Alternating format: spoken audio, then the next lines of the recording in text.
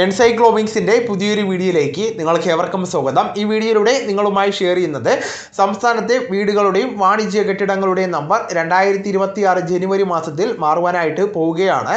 അതായത് നിങ്ങൾ താമസിക്കുന്ന വീടിൻ്റെയും നിങ്ങൾക്ക് കടമുറികളോ വാണിജ്യ കെട്ടിടങ്ങളോ ഉണ്ടെങ്കിൽ അതിൻ്റെ നമ്പറുകളാണ് മാറുവാനായിട്ട് പോകുന്നത്. തദ്ദേശ തെരഞ്ഞെടുപ്പിന് മുമ്പേ നടന്ന വാർഡ് വിഭജനത്തെ തുടർന്നാണ് സംസ്ഥാനത്തെ മുഴുവൻ കെട്ടിടങ്ങളുടെയും നമ്പർ മാറുവാനായിട്ട് പോകുന്നത്. വീടുകളുടെയും കെട്ടിടങ്ങളുടെയും നമ്പർ മാറുന്ന അനുസരിച്ച് നമ്മുടെ ആധാർ അഡ്രസ്സിലും പാൻ കാർഡ്, ഡ്രൈവിംഗ് ലൈസൻസ് പോലുള്ള മറ്റ് വ്യക്തിഗത തിരിച്ചറിയൽ കാർഡുകളിലും മാറ്റങ്ങൾ വരുത്തേണ്ടി വരുന്നതാണ്. താമസ ഇതര വാണിജ്യ കെട്ടിടങ്ങളുടെ ഉടമകൾക്ക് ലൈസൻസിനും മറ്റുമായിട്ട് ഒട്ടേറെ രേഖകളിൽ കെട്ടിട നമ്പർ മാറ്റേണ്ടി വരും. ഇതിൻ്റെ പൂർണ്ണമായിട്ടുള്ള വിശദാംശങ്ങളാണ് ഈ വീഡിയോയിലൂടെ ഷെയർ ചെയ്യുന്നത്. നമ്മുടെ വീഡിയോ സാധ്യമായി കാണുന്ന സുഹൃത്തുക്കളാണെങ്കിൽ ആദ്യമേ തന്നെ ചാനൽ ഒന്ന് സബ്സ്ക്രൈബ് ചെയ്യുക. അപ്പോൾ നമുക്ക് വിശദാംശങ്ങളിലേക്ക് അടക്കാം. പ്രധാനമായിട്ടും തദ്ദേശീയ തിരഞ്ഞെടുപ്പിന് മുമ്പേ നടന്ന വാർഡ് വിഭജനത്തെ തുടർന്നാണ് സംസ്ഥാനത്തെ വീടുകളുടെയും കെട്ടിടങ്ങളുടെയും നമ്പർ മാറുന്നത്. കേരളത്തിൽ വീട്, ഫ്ലാറ്റ്, അപ്പാർട്ട്മെന്റ് എന്നിവയുടെ എണ്ണം 1,10,00,000 ആണുള്ളത്. 42 ലക്ഷം വാണിജ്യ ആവശ്യത്തിനുള്ള കെട്ടിടങ്ങളും ഉണ്ട്. ഇത്തരത്തിൽ സംസ്ഥാനത്ത് വീടുകൾ ഉൾപ്പെടെ 1.5 കോടിയോളം കെട്ടിടങ്ങളുടെ നമ്പറുകളാണ് ഈ മാസം മുതൽ മാറുവാനായിട്ട് പോകുന്നത്. വാർഡ് വിഭജനത്തിന് ശേഷം തദ്ദേശീയ തിരഞ്ഞെടുപ്പിന് മുമ്പ് തന്നെ നടന്ന നമ്പർ മാറ്റമാണ് അല്പം വൈകി ജനുവരി മാസം മുതൽ നടപ്പിലാക്കുന്നത്.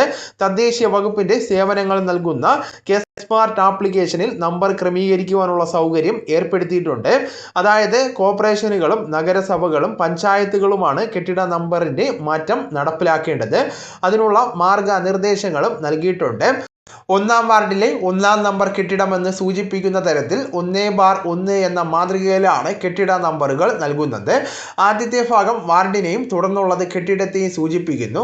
സ്മാർട്ടിൽ ഓരോ വാർഡിലെയും ഭൂപ്രദേശങ്ങൾ കൃത്യമായിട്ട് തന്നെ അടയാളപ്പെടുത്തിയിട്ടുള്ളതിനാൽ അതിലെ ആകെ കെട്ടിടങ്ങൾ ആദ്യം കണക്കാക്കുന്നതാണ്. തുടർന്ന് കെട്ടിടങ്ങളെ അതത് വാർഡുകളിലേക്ക് മാറ്റുകയും 1 മുതൽ ക്രമമായിട്ട് നമ്പർ നൽകുകയുമാണ് ചെയ്യുന്നത്. മുൻപ് പുതിയ കെട്ടിടങ്ങൾ വരുമ്പോൾ തുടർച്ച നഷ്ടപ്പെടാതിരിക്കാൻ കെട്ടിട നമ്പറിന്റെ അവസാനം ABC എന്നിങ്ങനെ ഇംഗ്ലീഷ് അക്ഷരങ്ങൾ നൽകിയിരുന്നു. അത് ഒഴിവാക്കാനായിട്ട് ഭാവിയിൽ വരുവാനുള്ള സാധ്യത കെട്ടിടങ്ങൾക്കായിട്ട് ചില ഡോർ നമ്പറുകൾ, അതായത് കെട്ടിട നമ്പറുകൾ റിസർവ് ചെയ്യുവാനും ഇത്തവണ സൗകര്യം ഏർപ്പെടുത്തിയിട്ടുണ്ട്. കേരളത്തിലെ 1.5 കോടിയിലേറെ കെട്ടിടങ്ങളുടെ നമ്പർ മാറുമ്പോൾ പൊതുജനങ്ങളുടെ അവരുടെ വ്യക്തിഗത തിരിച്ചറിയൽ കാർഡുകൾ ഉൾപ്പെടെയുള്ള രേഖകളിൽ അതനുസരിച്ച് കൊണ്ടുള്ള മാറ്റങ്ങൾ വരുത്തേണ്ടി വരും. പുതിയ വീട്ടു നമ്പരും വാർഡ് നമ്പരും അപ്ഡേറ്റ് ചെയ്യേണ്ടി വരും. വീടുകളിൽ വ്യക്തികൾക്ക് രേഖകൾ മാറ്റം വരുത്തുമ്പോൾ താമസ ഇതര വാണിജ്യ കെട്ടിടങ്ങളുടെ ഉടമകൾക്ക് ലൈസൻസിനും മറ്റുമായിട്ട് ഇത്തരം ഒട്ടേറെ രേഖകളിൽ മാറ്റം ആവശ്യമാണ്. കെട്ടിട നമ്പർ ഇടയ്ക്ക് മാറ്റേണ്ടി വരുന്നതാണ്. ഇത് ഒഴിവാക്കുവാൻ ഡിജിപിൻ പോലുള്ള നടപടികൾ സർക്കാർ നേരത്തെ തന്നെ പ്രഖ്യാപിച്ചു എങ്കിലും നടപ്പിലാക്കുവാൻ സാധിച്ചിരുന്നില്ല. വളരെ പ്രധാനപ്പെട്ട ഈ അറിയിപ്പ് നിങ്ങളുടെ സുഹൃത്തുക്കളിലേക്കും മറ്റ് ഗ്രൂപ്പുകളിലേക്കും കൂടെ ഷെയർ ചെയ്യുക. നമുക്ക് തുടർന്നും വിജ്ഞാനപരമായിട്ടുള്ള മറ്റ് വീഡിയോസും ആനുകാലിക വിവരങ്ങളുമായിട്ട് വീണ്ടും കാണാം. അതുവരെ ഗുഡ് ബൈ.